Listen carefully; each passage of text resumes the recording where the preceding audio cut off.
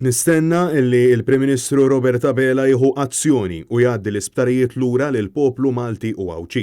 Hekk sostna l-kap tal-Partit Nazzjonalista Adrian Delija f'post fuq il-paġna uffiċjali ta' Facebook wara illi tul l-eluq tal-Konferenza Ġenerali Straordinarja tal-Partit Laburista, id-deputat mexxej Laburista u Ministru għas-Saħħa Chris Fearn ammetta illi d-deal skandaluż bejn il-Gvern Laburista u Vitals Global Healthcare kellu innuqqasijiet għan wara rapport mill-Awditur Ġenerali illi wera propju dan.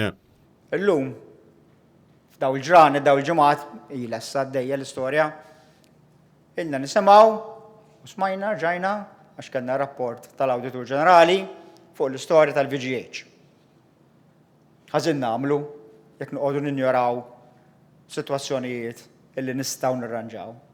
Fis-tqarrija l-Partit Nazzjonalista qal li dan kien deal skandaluż illi rabat lil poplu ma' nies illi kienu għadhom kif għamlu kumpanija illi ma nafux mini bla kapital, bla garanziji bankarji u bla ebda esperjenza. Dan meta Vitals ingħataw kuntratt ta' 2000 miljun euro sabiex imexxu 3 sptarijiet għal 90 sena meta ma kellhom l-ebda esperjenza fil-qasam tas-saħħa.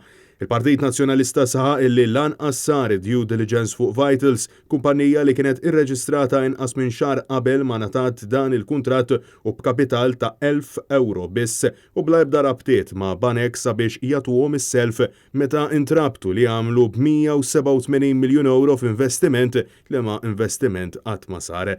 Il-Partit Nazzjonalista spjega li Robert Abela dan kollu jafu għax kien hemm meta kien konsulenta Joseph Muscat fl-uffiċċju tal-Prim Ministru u kien hemm meta Konrad Mizzi minn wara dar kulħadd tiffirma kuntratt illi nagħtu lil Stewart Healthcare mal-100 miljun euro jekk kif għallu.